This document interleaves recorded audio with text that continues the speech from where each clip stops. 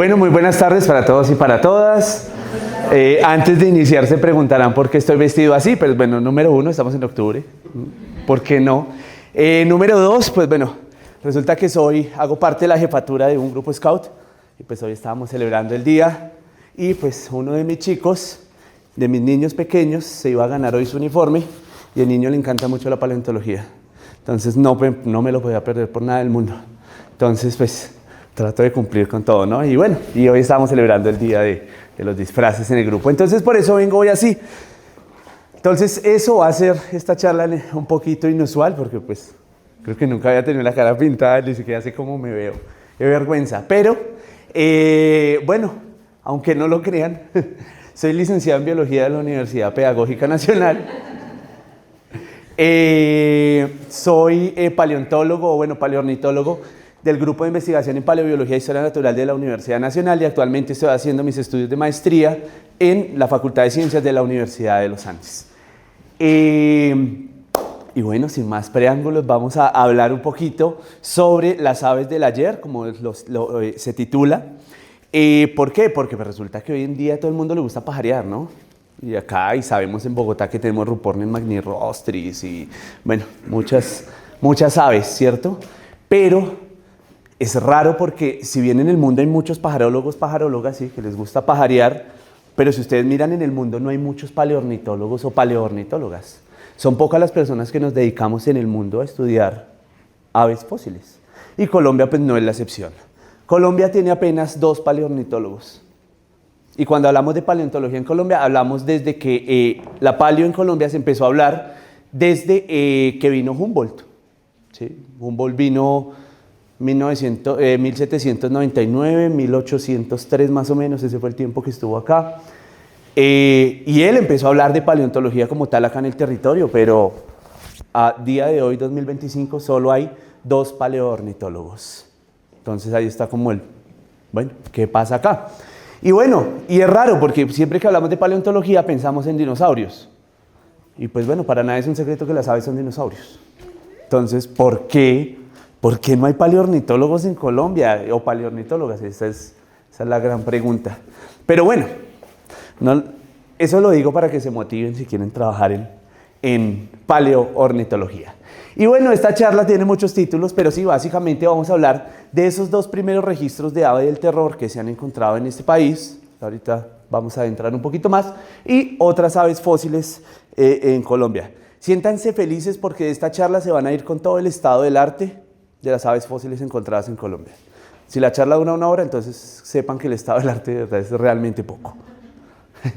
Bueno, para que nos familiaricemos un poco, bueno, acá tenemos unas ilustraciones de Scotese, un proyecto muy interesante, muy chévere, que nos muestra cómo estaban configurados los continentes.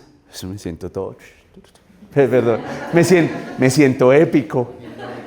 Sí, me veo épico. Perdón, es que estoy en personaje hoy. ¡Libertad!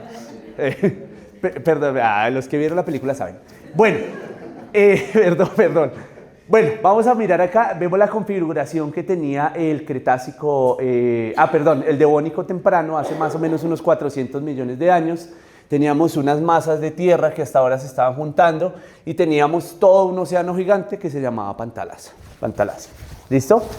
Pero pues digamos que a medida que avanza el tiempo, hay algo muy bonito que se llama la tectónica de placas y son estos movimientos, bueno, siempre nos enseñaron que eran movimientos que chocaban literalmente así, pero pues tampoco es que pase así.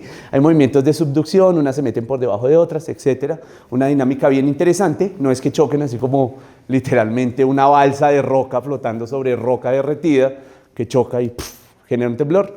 No, es más bien unas placas que están sobre una cosita hermosa que se llama la astenosfera, que es algo así como roca plástica. Y esa roca plástica, debajo sí está el manto. Y lo que pasa es que por algunas grietas de las placas tectónicas sube magma y pues genera nueva roca y va desplazando las rocas hacia los lados. ¿Listo? Entonces es más bien como un sistema de costras. Sería más o menos para entender un poquito. Y eso siempre ha pasado porque la Tierra, pues no es que esté viva, pero sí es dinámica.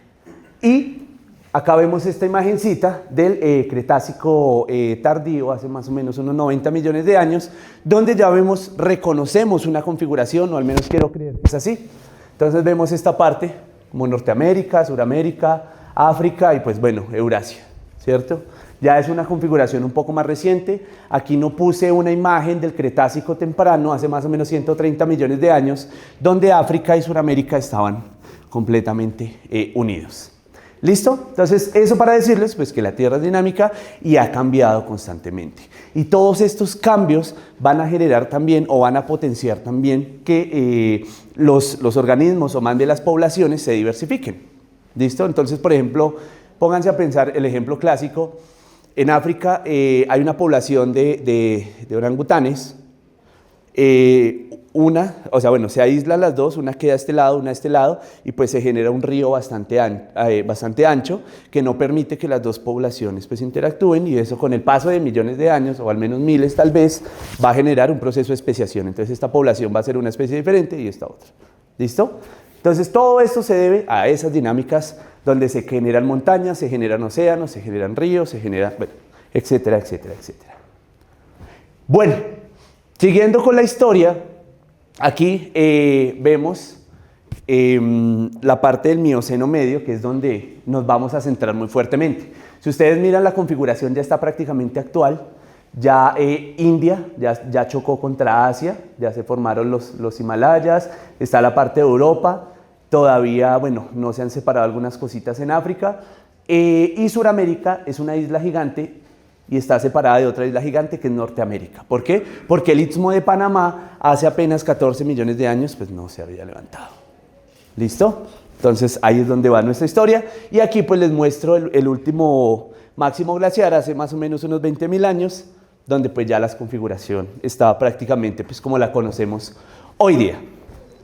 ¡Wow! No hay manera de enfocar, ¿verdad?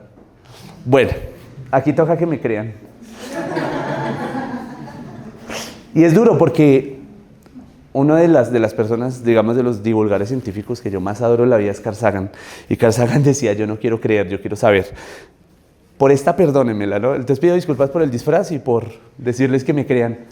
Pero bueno, esto es una carta cronoestratigráfica. La carta cronoestratigráfica la organiza la Comisión Internacional de Estratigrafía, unos viejitos y viejitas geólogos que son muy ásperos, ¿sí? Saben muchísimo del tema, y lo que hacen es que todos los años se sientan a discutir cuáles son las particularidades de las capas de roca que hay en el mundo. Todo eso para poder definir ciertos tiempos. ¿Por qué? Porque nosotros los humanos nos gusta categorizar todo para poder entender. Pero pues la naturaleza pues es inclasificable, ¿sí? O sea, no hay algo que sea estrictamente algo. O si no, pues, ¿quién es biólogo acá? ¿Quién estudia biología acá?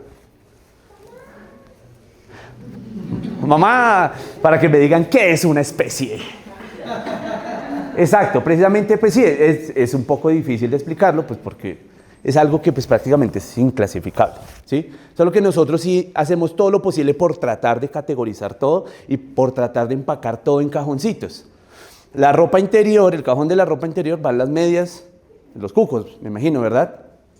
Sí, pero habrá cosas que de pronto uno como que, bueno, ¿esto dónde hace parte? Digamos, por ejemplo, tú tienes el cajón de los buzos y el cajón de las camisas, y tienes un camibuzo, ¿dónde lo ubicas? ¿Cierto?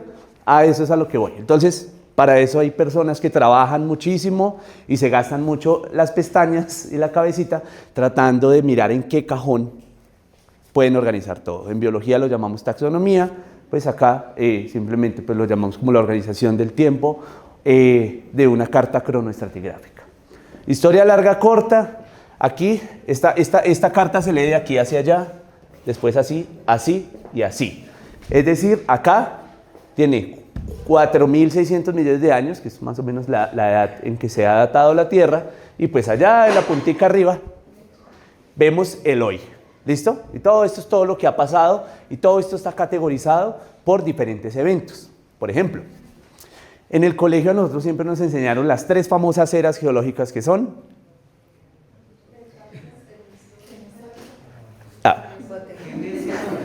Esa, perfecto, esa zona.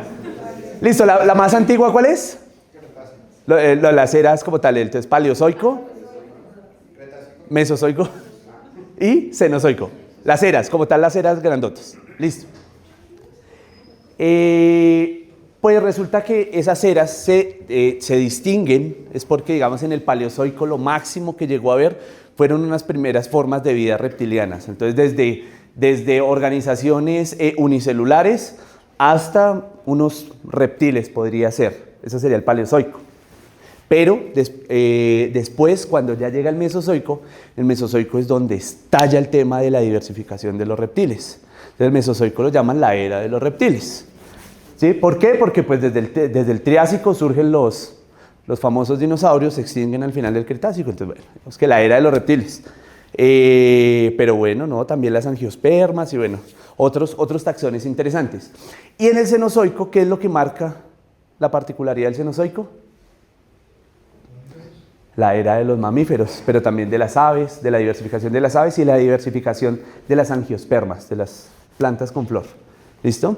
Que si bien ya existían desde el Mesozoico las angiospermas, pero muy poquito porque los nichos o los lugares más ocupados eran por las gimnospermas. Pero una vez cae este meteorito y hay unas condiciones de declive en términos ecológicos en todo el mundo, pues llegan nuevas poblaciones a ocupar esos nichos. Y nicho se entiende como esas n dimensiones o todas esas variables que están presentes en un espacio para que una población, una especie pueda vivir. ¿Bien? Listo. Más o menos ahí vamos. Bueno, toda esa cháchara ¿para qué? Para darles un contexto un poquito amplio de que cuando trabajamos en paleontología, pues muchos entramos por la biología, otros entramos por la geología, pero pues digamos cuando uno entra por la biología, se pasa por la galleta toda la geología. Y la geología es supremamente transversal en la paleontología. Entonces hay que entender que las rocas existen, se formaron en cierto momento y nos pueden brindar mucha información. Citando pues, a muchos geólogos y geólogas del mundo, simplemente esas capas de la Tierra que tú ves cuando estás viajando, ¿se has visto? Que hay capitas así diagonales o así, o incluso horizontales. Eso es un libro. Cada capa es una hoja. Y los geólogos y los paleontólogos somos los que aprendemos a leer esas hojas. Y también tenemos la responsabilidad de darles a las personas que no saben leer esas hojas, esas palabras, pues darles a entender. Entonces, nosotros simplemente somos intérpretes. Entonces, la Tierra nos está hablando, nosotros interpretamos y lo comunicamos. Es lo que se debería hacer, porque no mucha gente pues, se interesa en comunicar las ciencias de una manera más afable. Listo. Bueno, volviendo al tema, entonces, todo ese tiempo geológico, ese tiempo que ha pasado, todas esas dinámicas geológicas que han cambiado los continentes, los mares y demás, nos producen algo muy bonito que es la evolución. Y la evolución, pues digamos muy grosso modo, es los cambios que pueden presentar ciertas poblaciones a partir de los ambientes que viven. Sí, pues los biólogos de pronto lo dicen más técnico, ya, sí, la presión de selección y demás, pero básicamente son las poblaciones de animales. Ojo, el que evoluciona no es el individuo, o sea, a mí no me va a salir otro dedo de la noche a la mañana, no me van a salir branquias como en esta película que llamaba, ¿cómo era? Una película de los 80, Battleworld. Bueno, perdón. No, pues soy modelo 1991. Bueno, pero el hecho es que pues, a estas personas que de un momento a otro se inunda el planeta, pues les salieron branquias para poder vivir. Entonces, no, a mí no me van a salir nada, a ustedes tampoco, porque el individuo no evoluciona, evoluciona la población. ¿Sí? Entonces, si se está generando una mutación a nivel genético en este momento en nosotros, esa vaina se va a expresar quién sabe en cuántas generaciones adelante, pero lejos. ¿Listo? Entonces no es el individuo. Entonces son procesos que se dan, son cambios que se dan en las poblaciones precisamente para responder o como respuesta a el ambiente donde viven. ¿Listo? Por ejemplo, hay fósiles que llaman los ictiosaurios y cuando uno los ve, parecen delfines. Pero es que los delfines son mamíferos y los ictiosaurios son reptiles. ¿Sí están relacionados? Sí, pues todo lo que está vivo está relacionado, pero cercanamente no. Entonces, todos miran así como... Sí, claro que sí, soy el expositor, perdón. Feliz Halloween. No, es que notaba varias gente que entra y se queda como... ¿Estoy en el lugar que es? Perdón, querida, es molestando. Es que me pongo nervioso. Nunca había presentado en falda. Bueno, en kilt, perdón. En kill, el kill. Bueno, pero entonces... ¿Ese aparato es para enfocar en blanco? Ay, Dios. Para enfocar. Sí, es que creo que es más el Canva que no está cargando bien. O ahí en el computador. ¿Ah, sí? ¿Usted lo ve bien? No, porque está directo acá. No, pues no, dejémoslo así y yo les envío la presentación. No, nos esforzamos, bueno. Es que es algo de la... Ah, bueno, es... Ah, verdad.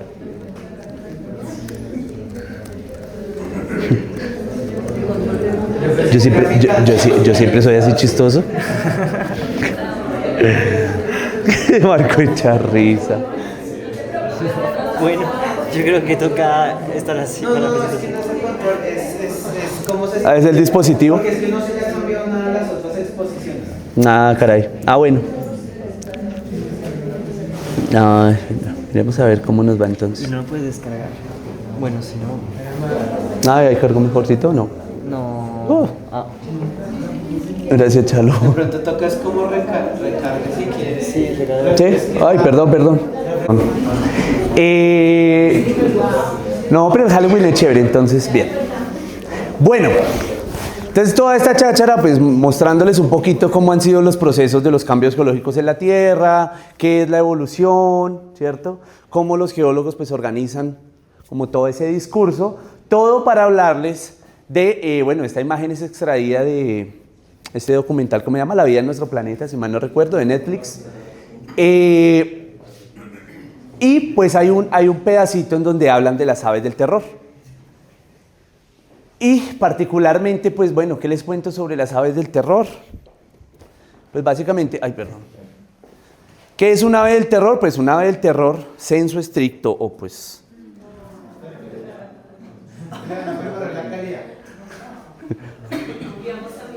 Vamos a ver. Bueno, no, pero no, mientras tanto. Bueno, un ave del terror como tal sería, o por definición, es, bueno, ave del terror es nombre común, pero todo lo que esté dentro de la familia Forarrácidae, eso es un ave del terror. Hay otras aves grandísimas, como por ejemplo los gastornis hacia la parte de Europa, pero pues digamos que no tenían relación evolutiva con ellos. ¿Listo? Acuérdense en el caso del ictiosaurios y del delfín, ¿no? Son parecidos porque viven en ambientes similares o vivieron en ambientes similares, pero pues no tienen relación de parentesco cercana. Lo mismo pasa con los forarrácidos y los gastornis y muchas otras aves. Por convergencia evolutiva, que es como se llama ese proceso, pues simplemente adquieren ese plano corporal. ¿Listo? Pero sensu estricto, o realmente lo que es un ave del terror, es un animalito que pertenezca a una familia que se llama Forarrácidae. ¿Listo? Bueno. Los forarrácidos han estado principalmente desde el Eoceno medio, estamos hablando más o menos de unos 50 millones de años, hasta el final del Pleistoceno, hace más o menos 12.000 o 11.000 años. Y tenían solo distribución en América. Entonces, Argentina, hay muchísimo registro de aves del terror, muchísimo. La familia Forarrácidae se divide en 5 subfamilias, de las cuales... varían en tamaños y formas. Entonces, siendo la subfamilia más pequeña, la familia Silopterinae, son unas avecillas del terror de unos 80 centímetros, ¿sí? ¿No? Pues igual siguen dando terror. Y la subfamilia que generó grandes tamaños, que es la subfamilia Forarracinae. ¿Listo? Que son pues estas grandotas. Bueno, asimismo variaban en su masa corporal, en su peso.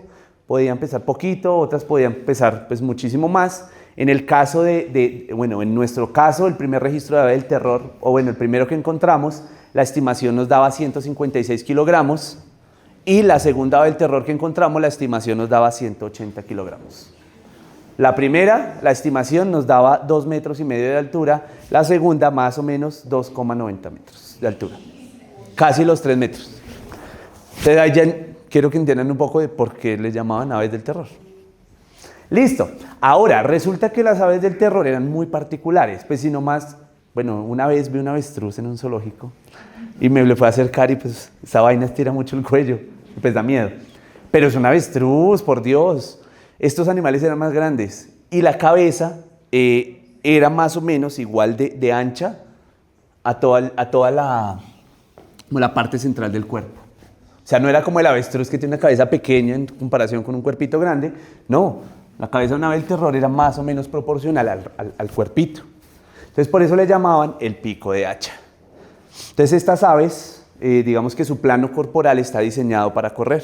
Entonces, algunas, digamos, las más slender, delgadas, ¿sí? Algo así. ¿Más qué?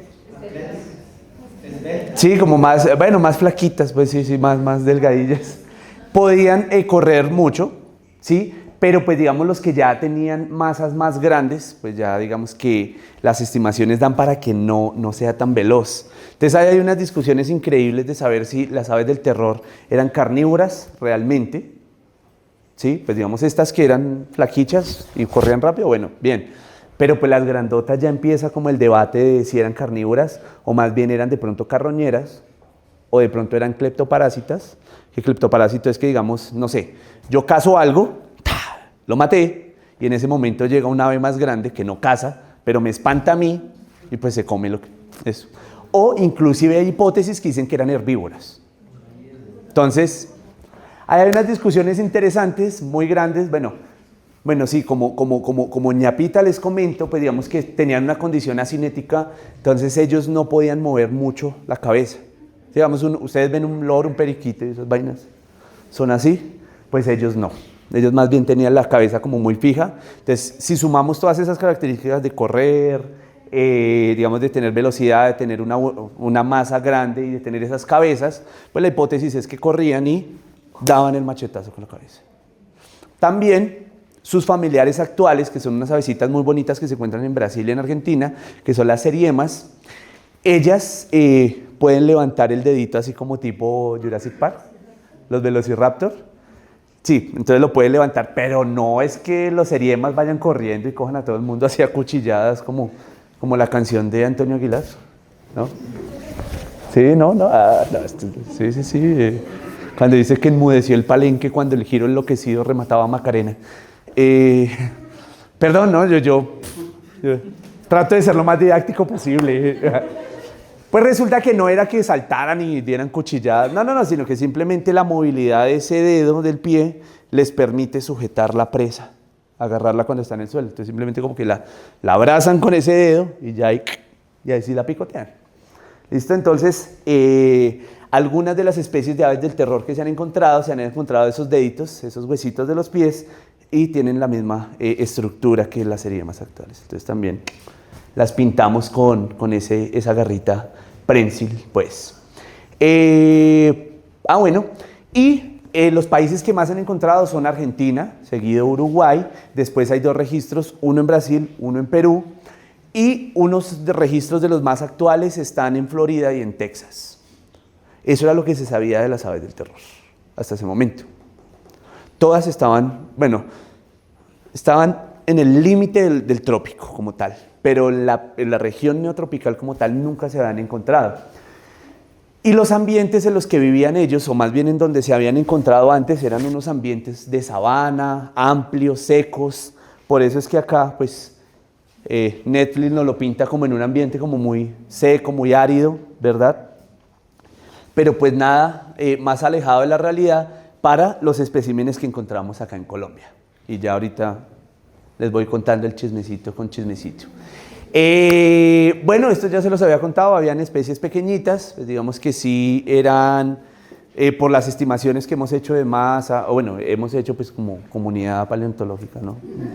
Sí, porque nosotros solo trabajamos con las aves de acá de Colombia, o sea, los que trabajamos así bien. Pero bueno, como comunidad paleoornitológica en el mundo, pues digamos lo que se ha encontrado es que las pequeñitas sí eran muy depredadoras, pero ya las grandes sí nos dejan más bien grandes preguntas de saber si eran carroñeras, cleptoparásitas, carnívoras o inclusive pues herbívoras. Hay unas discusiones bien interesantes entre muchos autores. Y pues bueno, ya, pues digamos que bueno, lo que dice aquí es que básicamente pues un animal entre más grande, pues menos corredor. ¿Sí? Ustedes ven un elefante no es que coja muchísima velocidad, pues sí, para el tamaño, para la movilidad de las patas se ve veloz, pero pues realmente no es veloz, ¿listo? Básicamente eso es lo que dice ahí, que entre más pequeños más veloces, entre más grande pues más difusito. Y pues digamos, si tenemos en cuenta que se han encontrado en ambientes de sabanas amplias, pues correr era vital.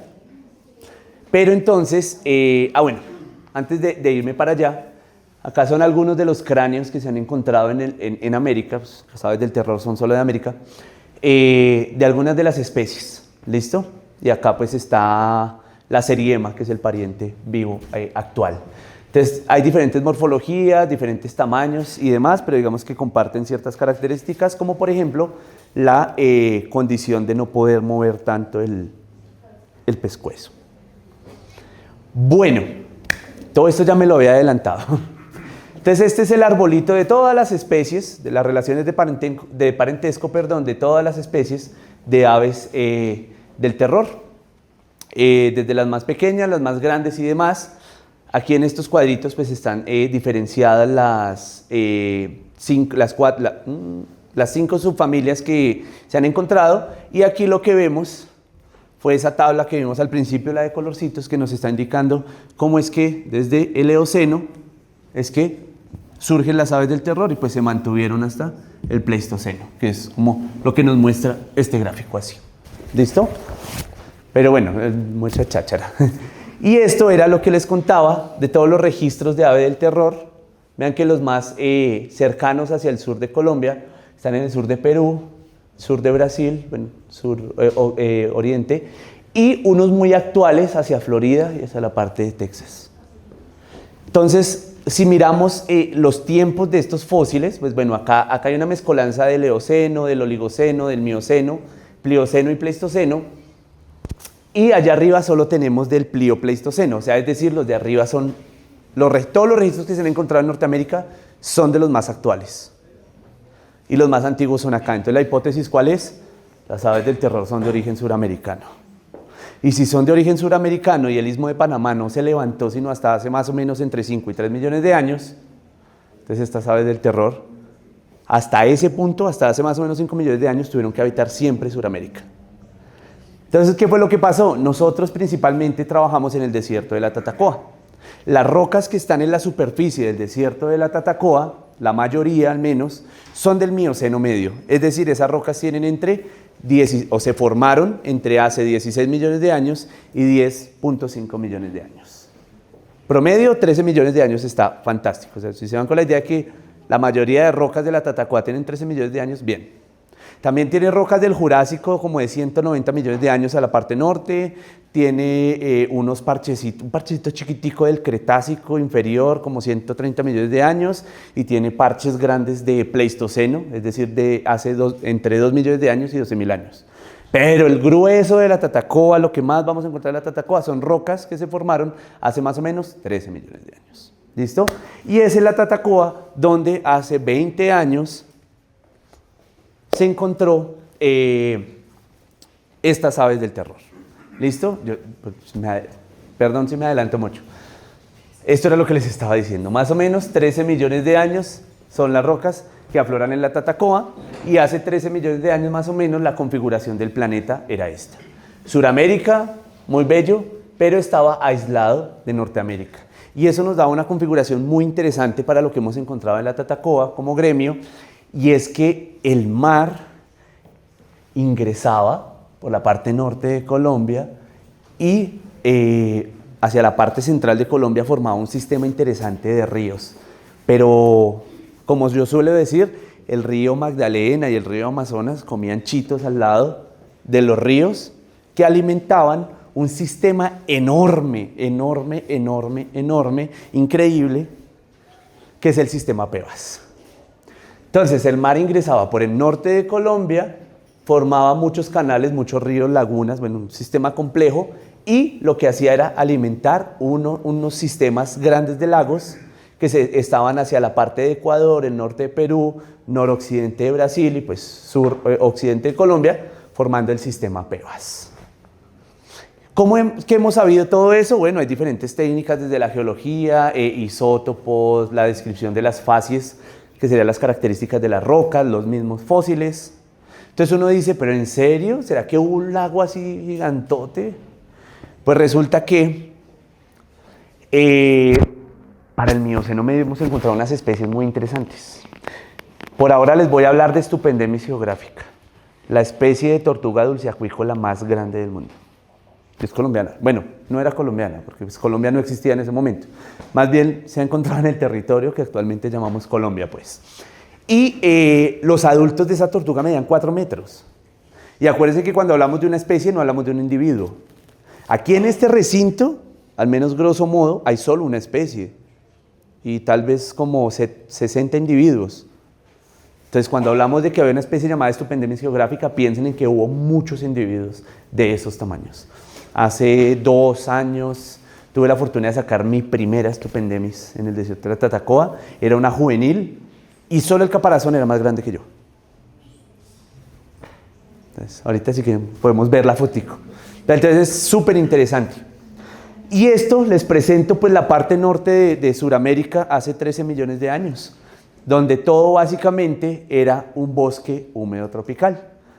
¿Por qué digo de pronto casi un bosque húmedo tropical? Porque ahí todavía estamos partiéndonos la cabecita tratando de entender cómo era esa configuración ecológica de este momento particular en el norte de Sudamérica. Porque si bien hay evidencia de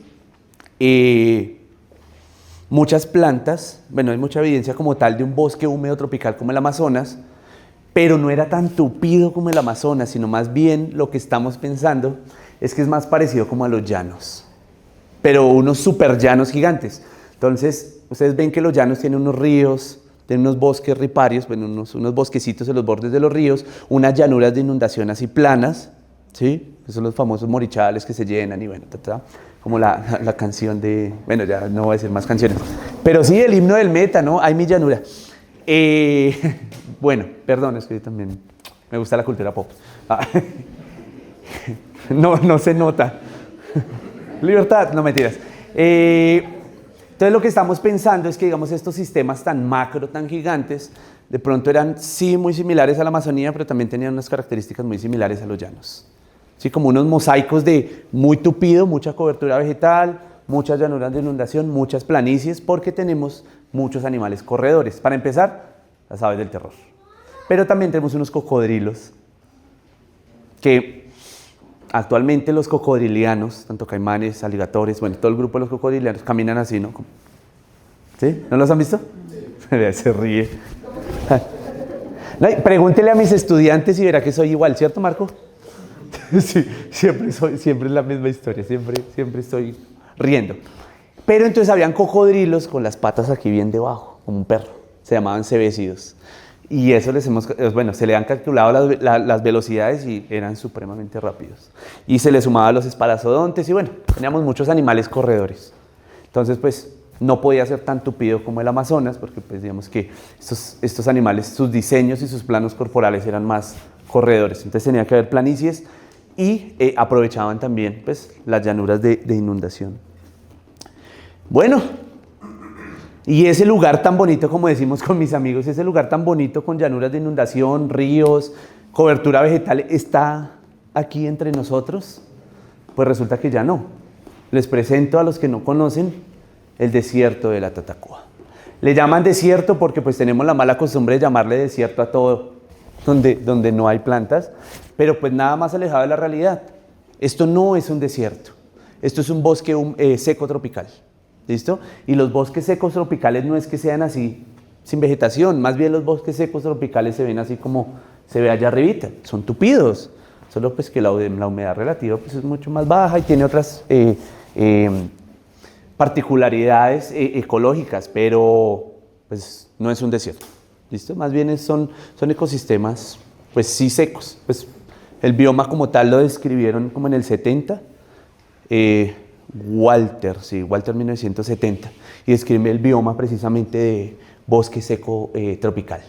Entonces, este es el desierto de la Tatacoa. Dígale desierto, igual no hay problema tampoco, nadie los va a echar a la cárcel por eso, pero pues cuando le digan desierto piensen que es un bosque húmedo tropical, ¿no? Entonces, el desierto de la Tatacoa que en realidad es un bosque seco, perdón.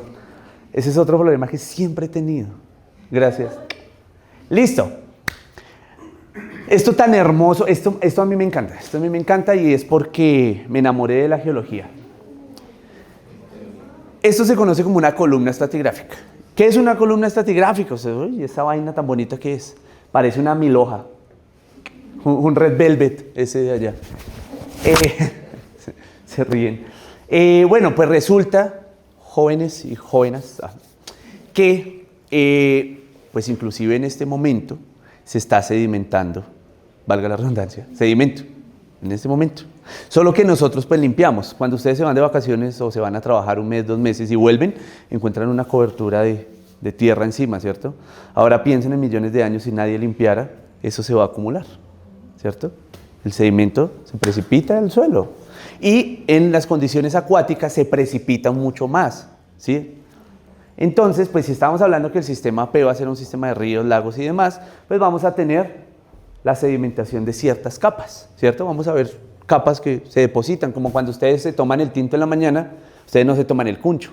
El cuncho queda en el fondo y queda depositado de forma horizontal. Ahora digamos que el cuncho se secara y después al otro día usted sirviera un chocolate. Usted también de pronto no se toma el cuncho del chocolate y el cuncho del chocolate queda encima del de tinto. Y así sucesivamente hasta que el pocillo ya no tiene nada más que echarle. Así funciona la sedimentación en las aguas y pues en biología se conocen como procesos de eutrofización y bueno y demás. Pero entonces aquí a lo que voy es que también dependiendo, a propósito del ejemplo del chocolate y del tinto, también dependiendo de la disponibilidad del sustrato o del sedimento, pues es lo que se va a sedimentar. No se va a sedimentar arcilla, pues si no hay arcilla, ¿cierto? Entonces, pero, ¿cómo conseguimos arcilla? O bueno, ¿cómo se consiguió arcilla, lodo, arena y demás? Pues eso tiene que ver con condiciones ambientales. En geología, una cosa muy importante es el tamaño del grano de las rocas. Lo que diferencia a las rocas sustancialmente son el tamaño de su grano. Por eso hay rocas arcillolitas, que son rocas de arcilla, rocas lodolitas, de lodo, limolitas, areniscas o arenitas, y pues los aglomerados, conglomerados y las brechas. Todas se diferencian por el tamaño del grano. Entonces yo les hago la pregunta: ¿cómo es el sustrato que está en la playa del mar? ¿Será que es un lodo ahí que uno camina y se resbala? ¿Qué es?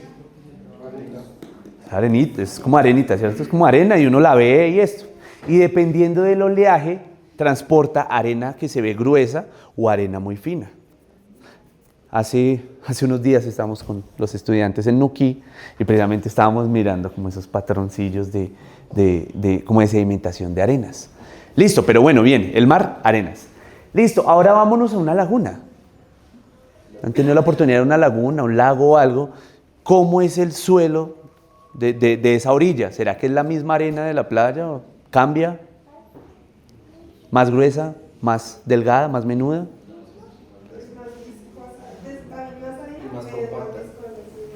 Más compacta. Y si es más compacta es porque el grano es más pequeño. Entonces allá no es arena sino el limo.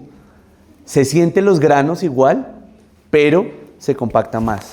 Y así sucesivamente. Entonces hay unos charcos donde uno se mete y se resbala, o incluso la bota se le mete en el charco y sale solo el pie. ¿Por qué? Pues porque se ríen porque les ha pasado en campo. Eso pasa, es que eso pasa. Y es porque son arcillas o lodos. Entonces son tan compactos pues que te compactan la bota y pues por eso es que cuesta tanto sacarlo. ¿Listo? Listo, ya sabemos que hay diferencias. Y la diferencia como tal que permite depositar ese sedimento es la energía del ambiente. ¿Qué pasaría con los lodos en el Pacífico, en la costa, con esas olas que traen tanta energía? O sea, que el lodo va a tener tiempo de, me deposito aquí tranquilo porque el ambiente está tranquilo, o más bien el lodo, como llegó, se fue porque la energía es alta. Tal cual. Cuando están en un río caudalosillo, cuando es caudaloso, ustedes de pronto en los bordes sí ven arenita fina, pero cuando están ya hacia la mitad, no hay arena, sino que hay roca. Y es porque la energía del río está suficiente para transportar todos los otros granos pequeños, menos ese grano que es así de grande. Y entre más grande el grano, pues más energía tiene el sistema. Entonces es muy bonito porque justamente con los estudiantes vimos un ambiente de sedimentación actual ahorita en Nuquí, hace 2 días que estuvimos allá. Y súper interesante porque se ve la dinámica del río de cómo va depositando las capas de roca. Entonces tú ves la capa de lodos, la capa de arena, la capa de conglomerados, y eso lo que te está indicando es el río cómo se ha movido. Entonces tú miras cómo el río se movió para la derecha ¿Y cómo se devolvió? Eso es para la izquierda. Entonces ves por dónde, o sea, ves la curva del río. Entonces la parte que abre la curva es la que erosiona todo esto. Entonces todo esto se ve desgastado, pero la parte que está más cerquita, o sea, la más cerrada, es la que deposita. Entonces cuando tú ves el corte de las rocas, ves el río, bueno, no es que lo veas, sino pues cuando aprendes a leer las rocas, ves cómo el río se ha movido en ese tiempo. ¿Toda esa cháchara para qué? Para mostrarles que así lo dibujamos. Así lo dibujamos. Solo que en este caso tenemos una ventana, está desde la Victoria, Villavieja. Acá están representados los 5 millones de años de las rocas que tiene la Tatacoa. Desde las más antiguas, pues en términos de Mioceno, ¿no? Desde las más antiguas hasta las más recientes, que sería allá arriba. Y este grosor de esta línea lo que nos está indicando es el tamaño de grano de las rocas que encontramos. Grosso modo, las amarillas son arenita, las grises, algunas son limos, lodos, hay unas color piel, no son muy abundantes, pero son arcillas. Y estas rojitas son lodos rojizos, son reddish, y unos muy importantes, estos amarillos quemados. Esos amarillos quemados que tienen bolitas y circulitos representan unas capas de conglomerados, es decir, son capas llenas de rocas grandes. ¿Listo? Entonces tenemos unas capitas de lodo que nos indican que el ambiente de energía en ese momento fue bajito, permitió depositar conchitas, cositas, y a medida que subía la energía, pues depositaba otros tamaños de grano, al punto en que depositó esta capa muy particular de conglomerados, que básicamente eso lo que nos está indicando es un sistema de un río o de una serie de ríos meándricos con muchísima energía. Hagan cuenta, algo muy similar al Magdalena. Toda esa cháchara para eso. ¿Y por qué esa capa es importante? Porque en esa capa, que si la miráramos desde el cielo, podríamos identificar estas capas de roca en la Tatacoa. Esa capa, que llamamos Chunchullo Beds, que es esta unidad, sí, no, la gente le pone nombres chistosos. Si algún día yo describo una especie, le pongo pues como quiera, pues, ¿cuál es el afán? Entonces, pues esa capa que llama como Chunchullo Beds es una sucesión de lodos, arenas y pues una capa muy particular de conglomerados. Y si la viéramos desde el cielo o en estos mapas geológicos, es esta capa de color naranja clarito. ¿Listo? Y en esa capa es que don César Perdomo hace 20 años encontró, aquí en Diomatal, encontró el espécimen que describimos hace un año, y acá en el Valle de las Constelaciones el espécimen que describimos hace 2 semanas. Las dos aves del terror estaban en la misma capa. Si pensáramos solo en términos biológicos, diríamos, no, pues es que más o menos son 800 metros entre una y otra.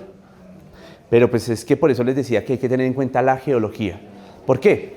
Porque de aquí a aquí puede haber 800 metros, pero son dos capas completamente diferentes. Esta amarilla es Tatacoa Beds. O sea, perfectamente podría estar por allá arriba y la diferencia podría ser de 2 millones de años. Entonces por eso es que en paleontología no nos guiamos tanto por la geografía de, mira, están a 800 metros geográficamente. No, más bien en qué capas o en qué unidades geológicas las estamos encontrando. Y como somos tan de buenas, o bueno, no sé, a veces los planetas se alinean, no sé, pues las dos aves se encontraron en esta capa de conglomerados. Una capa que representaba un momento en la Tatacoa donde había un sistema de ríos con muchísima energía. Listo, para que lo tengan en cuenta. Aves del terror, una capa de unos ríos con muchísima energía. Así es como vamos reconstruyendo la historia. Y bueno, les presento a don César Perdomo. Él es el protagonista de esta historia. Imagínense que don César, él pastoreaba ovejas. Él vive en la vereda del Líbano, en el municipio de Villavieja, en el desierto de la Tatacoa. Y él, pues, cuando era pequeño, tenía unos 10 años tal vez, pastoreaba ovejas. Y más o menos en esa década de los 80, principios de los 90, vino un paleontólogo estadounidense llamado Richard Kay, vino con otros colegas, Richard Madden, Cifelli, bueno, varios paleontólogos gringos, pero también unió la cuota colombiana. Entonces, bueno, colombiana entre comillas porque el profesor Villarroel es boliviano, pero bueno, trabajaba en la Nacional igual. y el profesor Javier Guerrero, también de la Universidad Nacional. Se juntó todo ese combo, fueron a la Tatacoa a explorar. ¿Por qué? Porque resulta que en 1923 los hermanos de La Salle exploraron la Tatacoa y se dieron cuenta del potencial fosilífero que había. Gigante. Entonces ellos dijeron, uy, la Tatacoa paleontológicamente está fuerte. ¿Quiénes llegaron primero? Los japoneses. Entonces, de una vez les boto el spoiler, fósiles de la Tatacoa hay literalmente en todo el mundo. Literalmente en todo el mundo. Y con historia, y los pobladores nos cuentan, sí, llegaron los japoneses y nos dieron, algunos les dieron plata, otros les daban cosas. Como, no, pues yo le dije que se llevara eso y pues una carretillita. Puro colonialismo científico. Por eso es que necesitamos más paleornitólogos en Colombia, pues. ¿Qué tal llamar paleornitólogos de otro país teniendo acá el potencial? Bueno, historia larga corta, toda esta gente exploró la Tatacoa en el 80, pues porque ya había mucho reporte, pero no estaba sintetizado en nada. Entonces lo que hizo Richard Kay fue llamar a su combo, micos, murciélagos, aves, bueno, y otros grupos extintos como digamos los gliptodontes, toxodontes, liptoternos, bueno, cuanto bicho se puedan imaginar y hasta los que todavía no se pueden imaginar. Y se los envió a diferentes especialistas del mundo. Para el caso particular de las aves, se los envió a un paleoantropólogo llamado Tapp Rasmussen, que en ese momento trabajaba en la Universidad de Washington. Bueno, historia larga corta fue que sacaron este bello libro, que es el libro de paleontología de vertebrados de Neotrópico de la fauna de la venta, del Mioceno. Es un libro como de 600 páginas que lo llamamos pues la Biblia de los paleontólogos de la Tatacoa. O sea, si tú quieres empezar a trabajar algo en la Tatacoa, paleontológicamente hablando, pues ese es el libro. ¿Listo?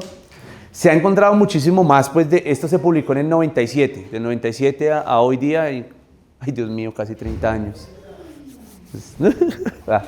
Es que soy del 91, vuelvo y digo, entonces, soy más viejo que el libro, Dios mío. Bueno, el hecho es que todos los que quieren trabajar paleontología en la Tatacoa inician con este libro. ¿Listo? Y pues ya después van mirando el resto de artículos, papers que han sacado. Pero bueno, aquí lo que nos convoca pues es hablar de don César. Don César tenía como 10 años en ese entonces. Y ellos contrataban a los locales para que los guiaran en el desierto de la Tatacoa, porque el desierto de la Tatacoa siempre es grande y por experiencia propia puedo decir que es duro trabajar allá. La primera vez que trabajé allá me desmayé, pero bueno, eso no importa. Ahora por eso cargo suficiente agua.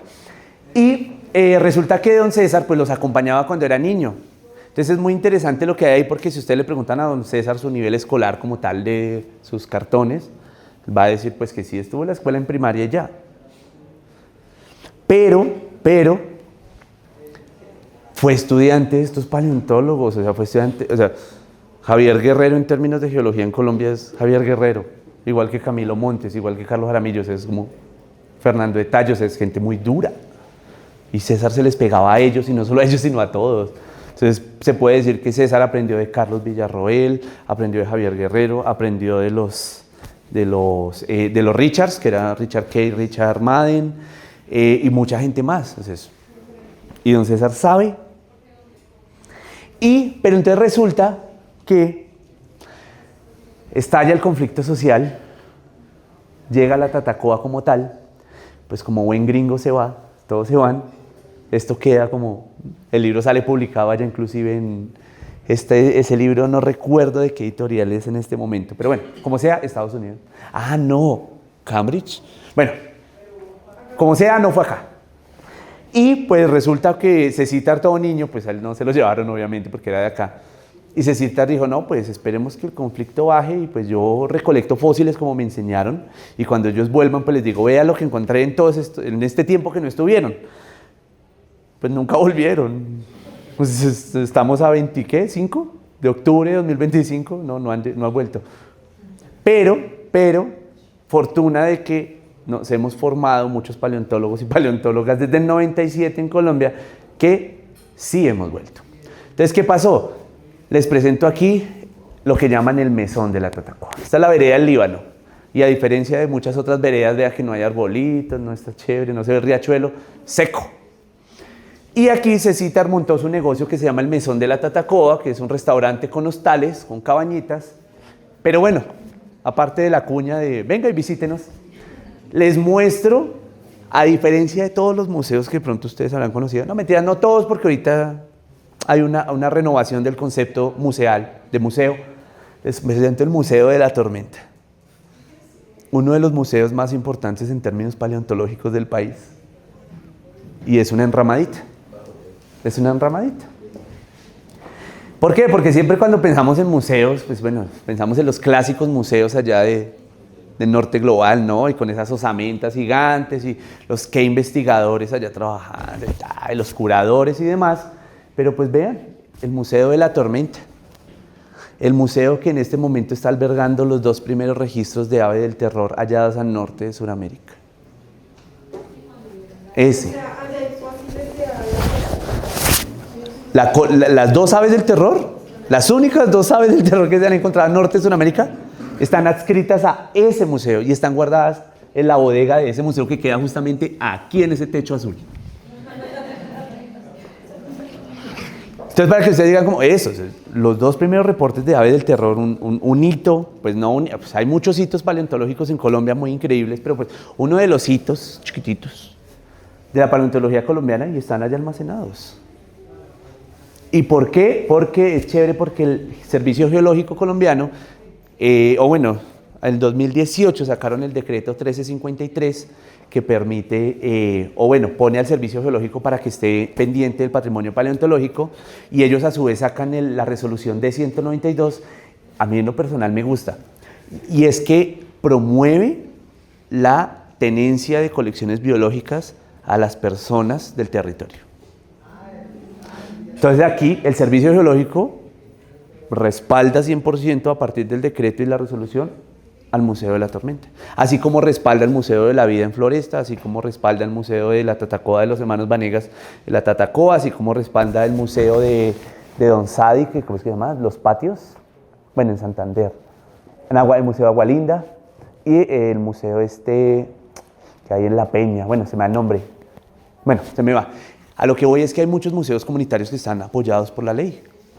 Ya, simplemente que lo que tienen que hacer los museos comunitarios, mandar una lista con fotografías de cuáles son los fósiles que hay. A algo que se llama el Inventario Nacional, INGEP, Inventario Nacional Geológico y Paleontológico de Colombia. ¿Ya? Pues obviamente hay que hacer un trámite, pero no es el que trámite. Y permite que en territorio tengamos los museos. Y que sean las personas de territorio los que ya no vendan fósiles porque necesitan de qué vivir, ¿sí? Así como han hecho siempre. Entonces, digamos, en Santander es un problema eso de venta de fósiles. Para nadie es un secreto.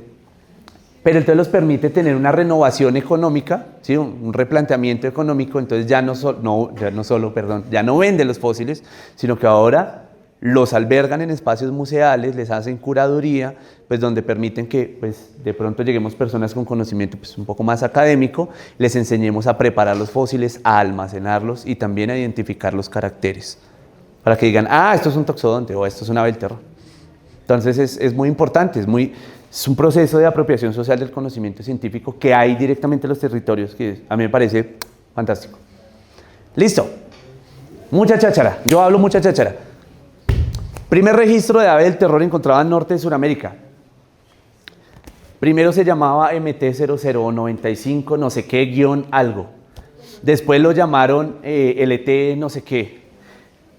Le cambiaron tanto el número, actualmente es MT0200, pero le cambiaron tanto el número de colecta que algunos pues como que nos abrumamos y al final pues decíamos tráigame a Paco.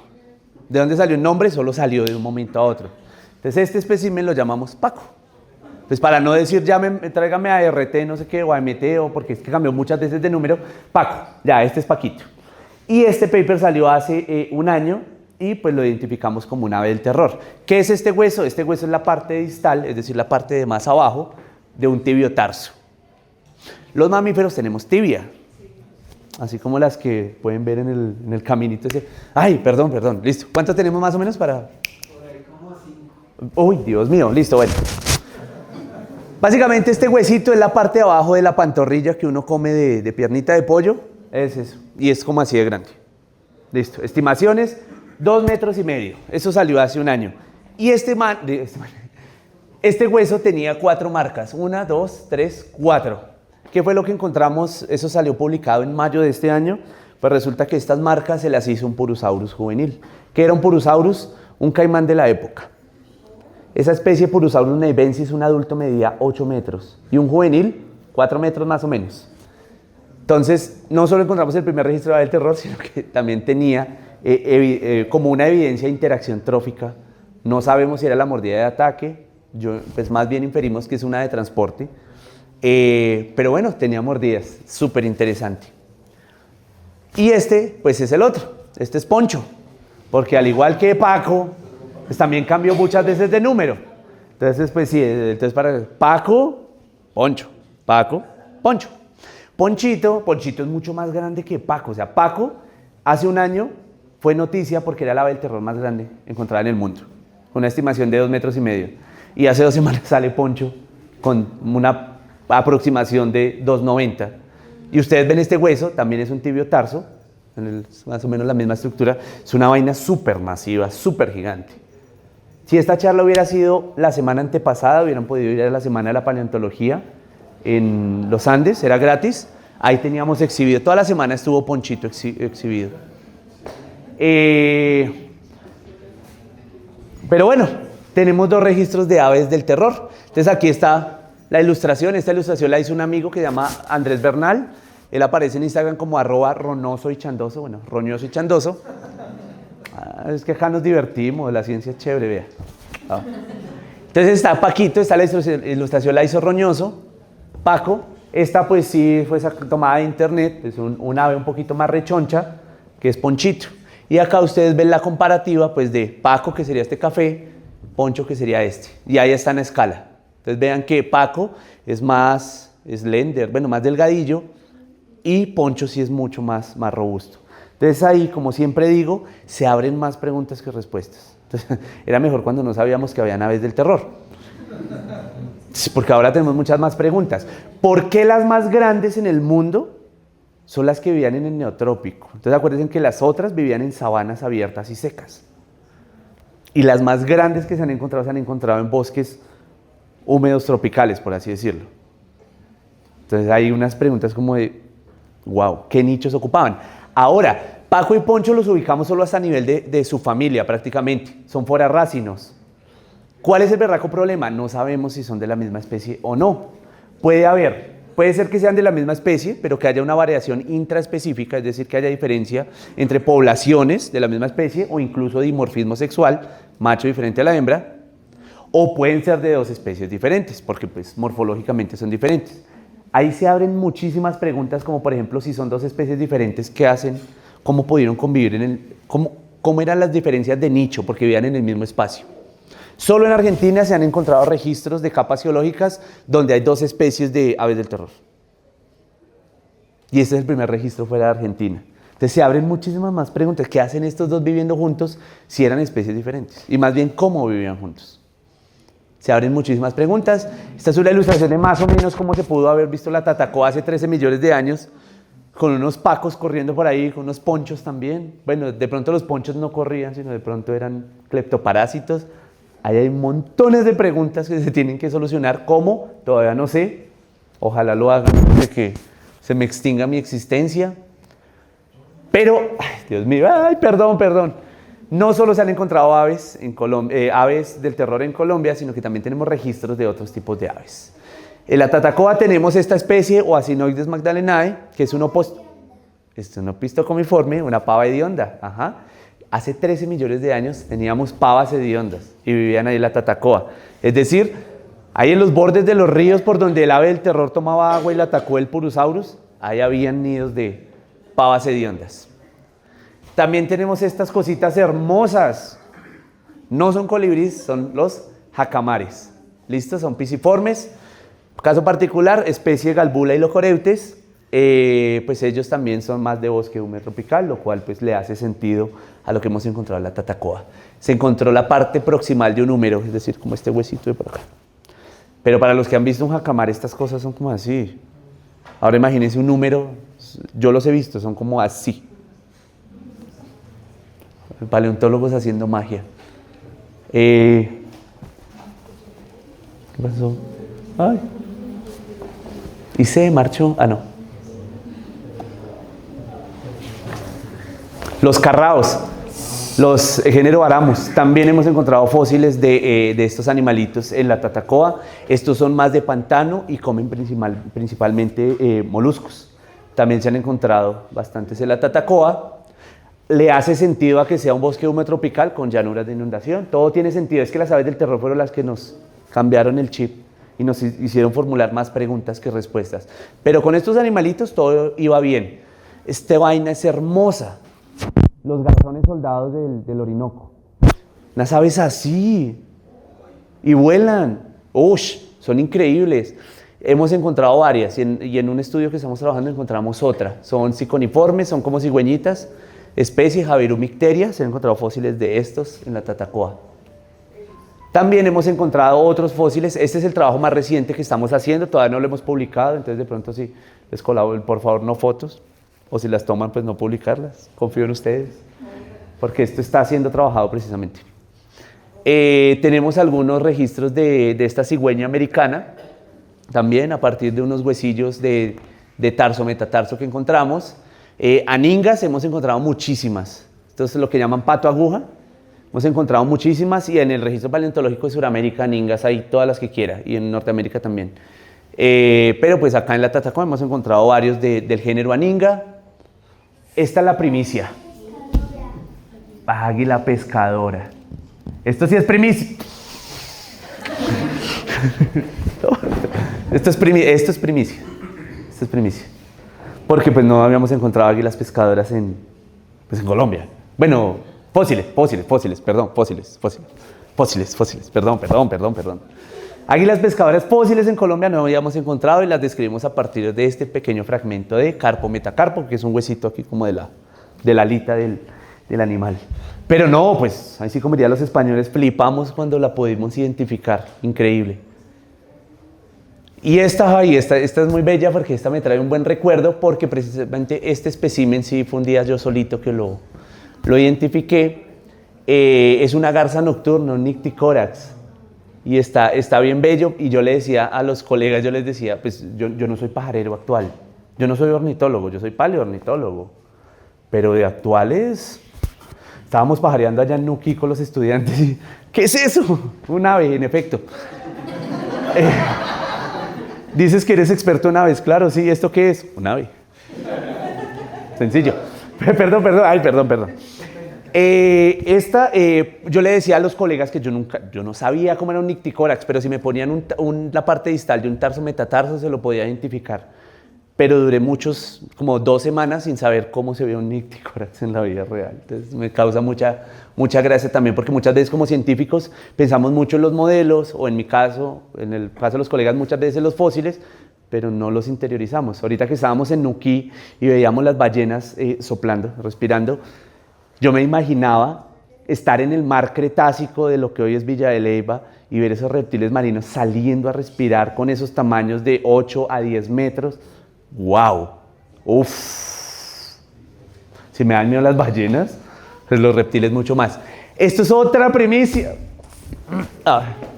Este también lo identifiqué yo en este trabajo y es el primer registro de una pisinga de su familia Dendrosignine y fue a partir de un tibiotarso, una preservación muy bonita. La mayoría de estos fósiles están allá en el Museo de la Tormenta y vea que son muy, muy interesantes. Con eso les mostré todo el estado del arte de las aves fósiles que se han encontrado en todo el país. Ay, no, mentiras, perdón, me faltó una. Aquí les mostré las del Mioceno, falta una del Pleistoceno, un cuculiforme, un crotofágine. No sabemos si es crotofagania, pero sí sabemos que es de ese grupo. Me encanta. Pero sí, es un garrapatero. Es un garrapatero y tiene más o menos 100.000 años. Ese lo encontraron en Tocaima. Pero entonces aquí cogí esta imagen del libro hace tiempo y pues simplemente le monté todas las aves que hemos encontrado.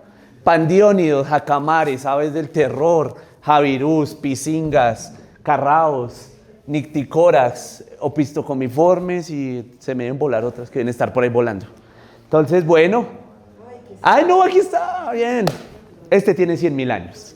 O sea, la Tatacoa, 13 millones de años. Estos huesillos son un número y lo encontraron en Tocaima. Agradecimientos a todas las instituciones con las que trabajo, el Smithsonian, la Tormenta, el GIPIN, los Andes, el Museo, bla, bla, bla, el CONICET. Y a Luis, por favor. ¿Referencias?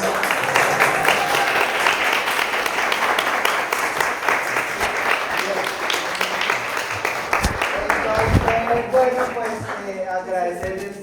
Muchas gracias, Luis. Permítame. Perdón extenderme